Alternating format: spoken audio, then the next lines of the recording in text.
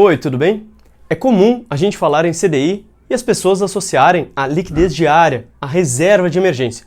E caso não saiba o que é reserva de emergência, dá uma olhada nesse vídeo, mas basicamente são 6 meses dos teus custos mensais que tu tem que investir em algo de liquidez diária para estar protegido para qualquer problema, né? E tem diversas formas de tu investir em liquidez diária, como o Tesouro Selic, ou 110% CDI do Banco Sofisa, ou 100% do CDI, que é isento de imposto de renda do 99Pay, e diversas outras alternativas. E acaba sendo um equívoco a gente esquecer desses investimentos CDI de médio prazo, às vezes de 2, 3 anos, que poderiam te dar uma rentabilidade mais alta, mas a gente só associa à liquidez diária, né?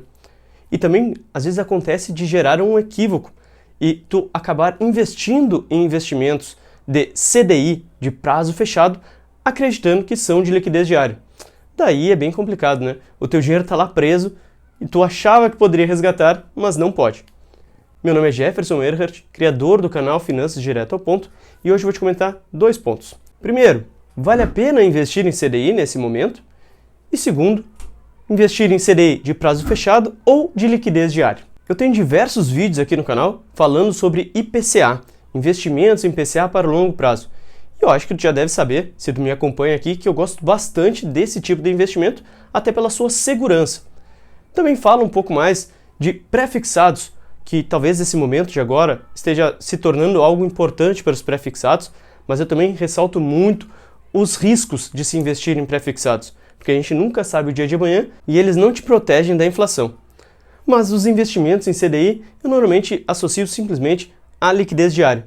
Mas nesse momento de agora, que a gente está com uma Selic alta e que não se sabe muito bem se a Selic vai cair tão rapidamente, os investimentos em CDI são sim uma ótima alternativa para tu investir.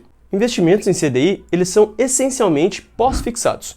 Ou seja, se a taxa Selic sobe, o teu investimento vai render mais. Se a taxa Selic desce, o teu rendimento vai render menos. Então, basicamente, tu vai estar protegido com a subida ou descida da inflação indiretamente. Tivemos um período durante a pandemia de que a inflação subiu e a Selic não acompanhou, então tu estava perdendo para a inflação, mas no geral, no passado, tu acabava ficando protegido. Tem outros países por aí que a inflação subiu e os países não subiram a taxa Selic deles, mas não é algo totalmente normal de se acontecer, tá? Estamos agora em um momento da economia em que talvez os investimentos em CDI sejam mais indicados do que os de IPCA e do que os pré-fixados. A ideia era que a taxa Selic caísse mais rapidamente do que se está imaginando que ela possa cair.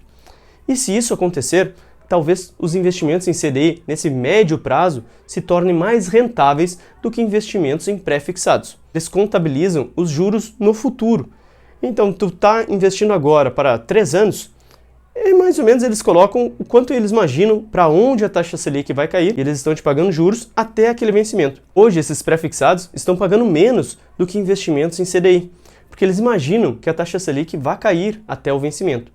Mas se ela não cair, os pós-fixados, os atrelados ao CDI, atrelados à Selic, talvez consigam te dar mais dinheiro e com mais segurança. Porque se por um acaso ela resolver subir novamente, tu está protegido e ela sobe e te dá mais retorno financeiro.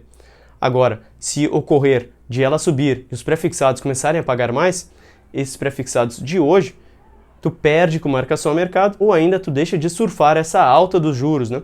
Se tu precisar de qualquer ajuda, eu também presto consultorias individuais. O link fica sempre aqui na descrição.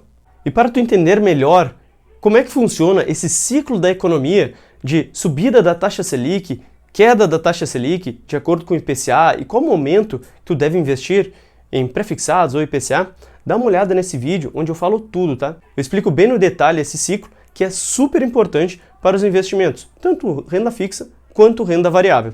E se tu não é inscrito aqui no canal, já te inscreve e ativa as notificações, tá? Sai vídeo toda segunda-feira às 19 horas. Os CDBs são os mais comuns. Existem de prazo fechado e de liquidez diária em todos os bancos e corretoras, né? Mas as LCIs normalmente são de prazo fechado e em alguns bancos ou corretoras existem aquelas que tu fica com o dinheiro preso por 90 ou 180 dias para depois se tornar liquidez diária. É super importante tu levar em conta o prazo nos investimentos em CDBs, tá? Porque de acordo com o prazo, tu vai pagar mais ou menos imposto de renda sobre os lucros desse investimento. Então isso é fundamental. Agora, nas LCIs, isso não impacta, porque elas são isentas do imposto de renda. Então, se tu vai investir numa LCI para tirar em 180 dias, 450 dias, 720 dias, não vai mudar nada ao imposto de renda. É simplesmente a rentabilidade relacionada ao CDI, ou essa taxa Selic, né? E para a gente definir se a gente quer investir, por exemplo, em uma LCI de prazo fechado ou de liquidez diária, é super importante a gente entender qual que é essa diferença, né? Porque às vezes a gente tem 1 ou 2 pontos percentuais a mais em CDI para investimentos presos do que aqueles de liquidez diária. E será que vale mesmo deixar preso o teu dinheiro por essa diferença, assim? Quanto será que dá essa diferença, né? Eu vou te mostrar essa rentabilidade das LCIs do Banco Inter de acordo com seus prazos fechados, comparando com os de liquidez diária, para ver se vale a pena para ti realmente deixar preso o teu dinheiro ou não deixar como liquidez diária, porque daí tu pode resgatar se tiver algum problema no meio do caminho. Vou colocar aqui quanto que rende R$1.000 de acordo com cada um desses prazos das LCIs. E agora tu pode começar a tomar a tua decisão. Eu preciso realmente desse dinheiro nesse prazo? Ou se ele ficar preso e eu ganhar um pouquinho a mais que seja, não vai me fazer diferença e eu vou ganhar um pouco a mais de dinheiro. Então, tu precisa tomar essa decisão, mas é importante tu saber quanto que dá de diferença a cada R$1.000.